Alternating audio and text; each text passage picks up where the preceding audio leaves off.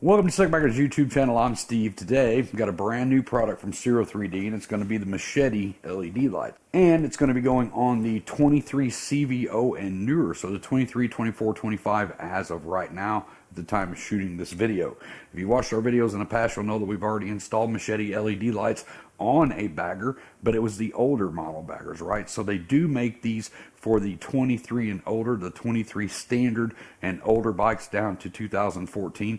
But with these are pretty cool because we got a couple of different things we're going to be installing today with this. We got the Machete lights. Of course, these are lights that go at the bottom of the saddlebag. This is going to work as a run, turn, and brake light, right? So it's going to add visibility to the side and to the rear of the bike. You can get these lights with a red lens or amber lens, and the part number on this is going to be 42400.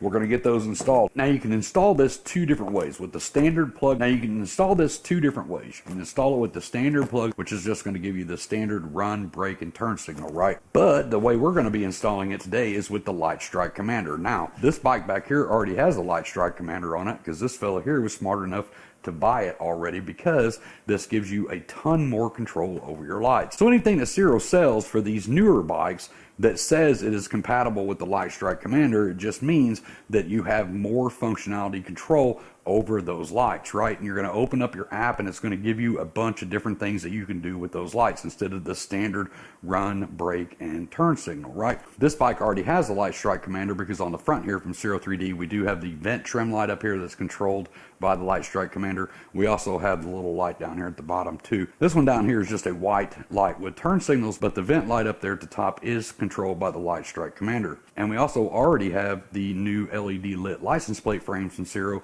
on this bike as well. So if you're interested in any of those parts, I'll put links to those products down in the description, but I'll also put links to the videos where we actually installed them on this guy's bike. So with all that being said, let's get over here, open up the box, and see what's inside.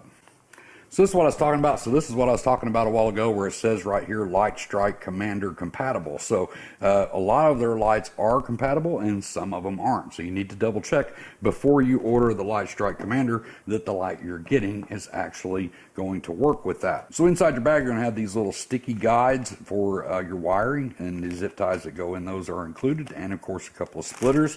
You'll also get a little bag of chiclets like this. Please do not eat those chiclets.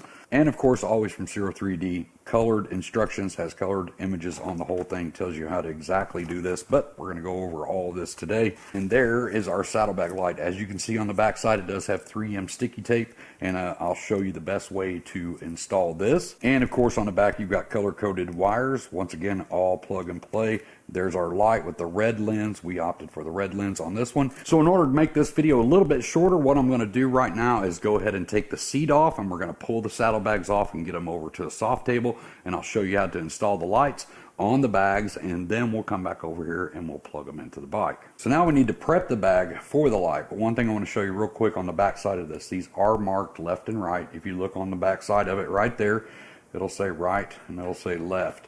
One cool thing that I noticed right off the bat are these little added red pieces right here. Hopefully you can see that. That is kind of cool. That is a guide to help you put this on the saddlebag so you make sure that you get it in the correct position. And it's always going to be left side setting on the bike. So that's what we're working on right now. And if you look at this little tab right here, those little tabs I was just talking about, they're going to set in this groove right here. Now we always want to dry fit the light before we stick it, just to make sure we know what we're doing, right? So we set those tabs inside this groove. We lift up on it, pull out on it till the tabs hit the inside of that groove, right? So right there, and then we slide that back. At a certain point, you're going to hit that back curve, and the more you slide it back, the more it's going to go down, right? We don't want that, so we want to bring this back up here to where this angle of this light matches the back angle of that cut on that bag. So very simple to do, but the first thing we need to do is get this prepped. Now in order to prep anything for 3M tape, it has to be clean. So the first thing we need to do is to get in there and just get the dust and crap like that off the bottom of the bag. Now whether you've waxed your bike or polished your bike, or maybe you haven't done anything to the bike, even from the factory, it comes with a slight kind of oily coating on the paint, right? That's from them polishing. They don't wax your bike for you, but they do polish this stuff before it goes out the door. And I guarantee you that they just wipe that polish off. Polish leaves behind oils.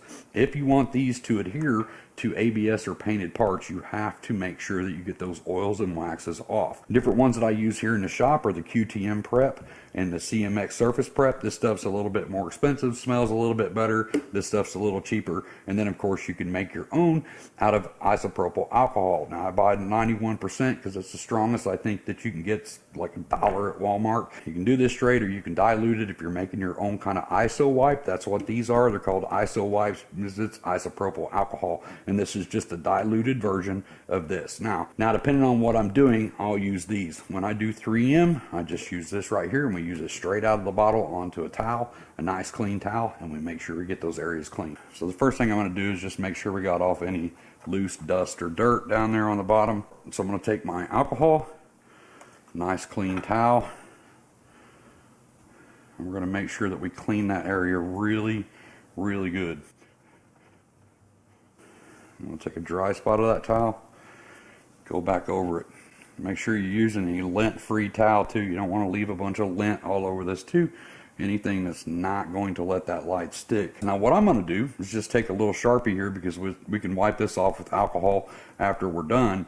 But if you want to dry fit your light, right exactly where you want it, just make a small mark on the bottom here because this is the bottom of the saddlebag. Nobody's ever going to see this, right? So we're going to mark this just like that. We're just going to make one. You can mark all four if you want to, but at least I know exactly where that goes back, right? Because this stuff is sticky, and once it's stuck, it's stuck. One thing I learned a long time ago with 3M tape, if you take your thumbnail or maybe a little screwdriver or something and you just start cutting into this, leave the red tape on, but just kind of score this, and it kind of gets that tape activated, kind of heats it up a little bit. You definitely don't want to be doing this when it's real cold outside either. We're going to get this pulled off. I'm going to get this back up into place. So I'm just going to line up my mark right here. Make sure that my tab is pushed all the way up against that bottom. Make sure that's pushed up all the way against that back. Make sure that my line in the back is straight. And then I'm going to press that bad boy on there. We're going to press it all the way down. You're going to do that for about 25-30 seconds. Now if we flip it over here to the bottom, you can see you got a nice clean line all the way across. Now we have to run our wire up here and across and back up to underneath your seat, right? And there's a very specific place that they want you to put this. Inside your kit, you're going to have those little wire management pads that you use with the zip ties. It shows you exactly where to place those. So we're going to have to clean this area again with that rubbing alcohol to make sure we give those pads a good place to stick. So we're just going to clean a nice line all the way across. And then once we get done, we'll go back in here and we'll re-wax around that wire. But now they give you plenty of these little tabs, but if you goof up as much as I do, because sometimes I just don't read directions and I stick these and then I got them in the wrong spot, you can buy those on Amazon. I got a whole bag of them right here. Buy the bag. I'll put a link down in the description down below because those are always nice to have, even with other projects. We use them for our air ride or center stands, anywhere that you want to stick a wire. So I'm just going to speed this part up here, but I'm going to start sticking these where they want you to stick them according to the diagram.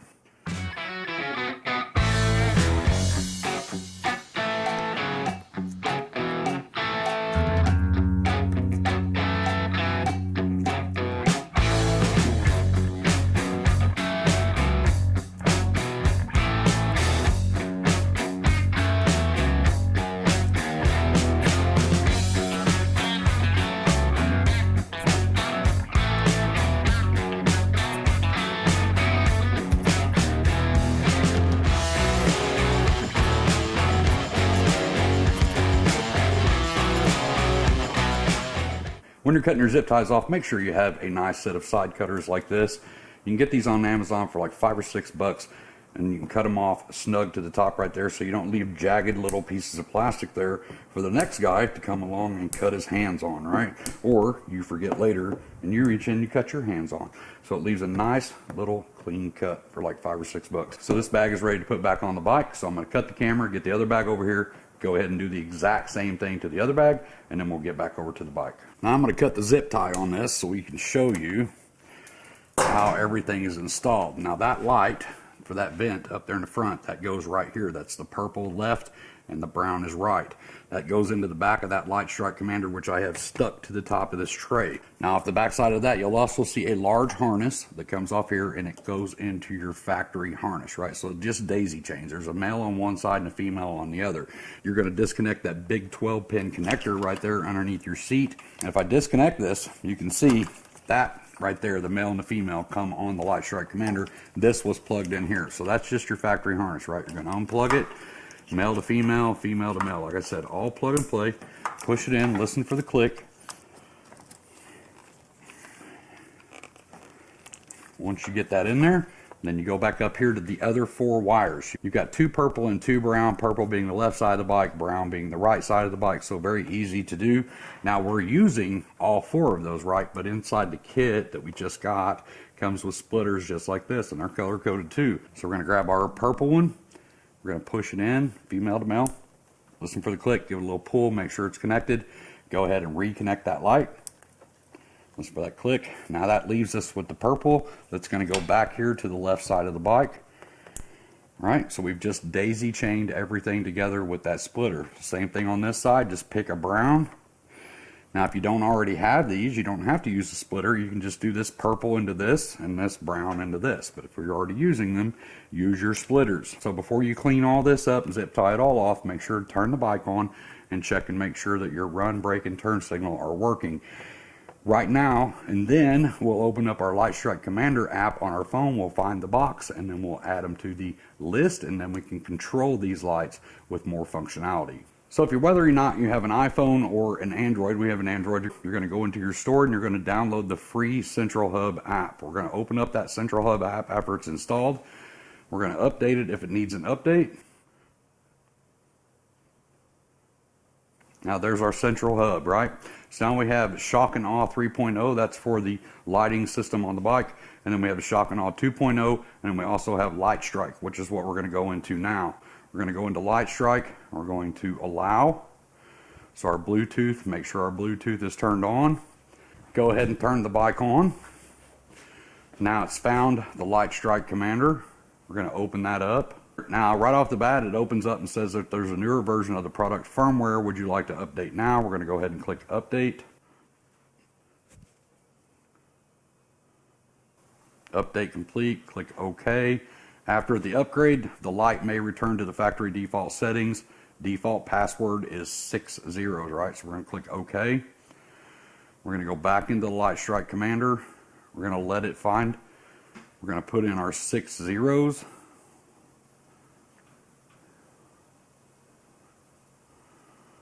Now we're back in, right? We got the vertical light for the bat wing, that's on the front. And then the C2411 is the red lights we just installed. There's a newer version of this product. We're going to go ahead and update, let it update. We're going to go ahead and click OK. Now it's going to go back to it again. Now it says it's the machete light. We're going to click on that. You can see the different modes that we have in here. Power on animation is automatically set to none. If we click 1, that's going to be our animation when we turn the bike on. So 2, 3, there's several different ones on here. There's 10 different ones on this on the power on animation, right? I'm going to leave it on 2 for now. Run brightness, run animation. We're going to click on run animation. The use of this automation patterns while driving down the road may not meet local laws. So it makes you click accept to let you know that this cannot be doing animations when you're going down the road, right? A lot of cities and ordinances and stuff like that don't like flashing red lights on a motorcycle. I'm going to go ahead and click accept, and that'll show you the animation. Now and it's going to continue to do that while you're driving the bike, right? So we're going to go ahead and turn that off because here in Illinois that is absolutely not allowed. Turn mode, we're going to open that up, and we've got 10 turn modes. So if we put it on 1, when you hit your turn signal, that's what it's going to do. So if we do 2, so what we have to do right now is we have to turn on the turn signal. That is run animation number 1, standard flash. That's 2, 3, 4, 5, 6, We'll go on down. There's a bunch of them. There's 15, 16 of them. And we're going to set the brake animation to, I'm just going to set it to 3. And I'm going to walk around here and hit the brake so you can see what that looks like real quick. So it just kind of lit up front to rear.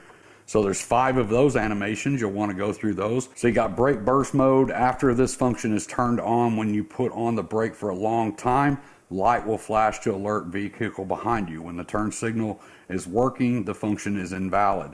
You can rename it, firmware version, firmware information, and return to factory settings. So that's all of the stuff that you can do in there. Now, if we go back, we can go to that vent light that's up on the front. I'm going to go ahead and update that while we're in here. And that is the Machete lights for the 23 CVO and newer bike.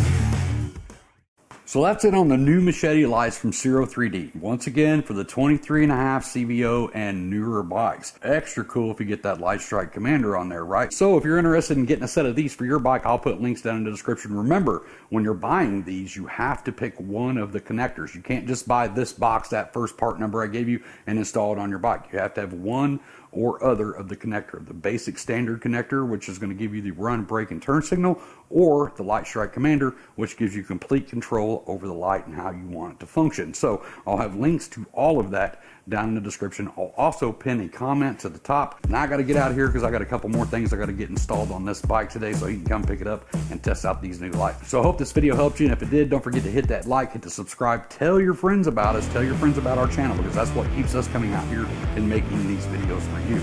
I'm going to get out of here and get myself cleaned up. I hope to see you in the next video, but until then, as always, be safe and keep your knees in the breeze.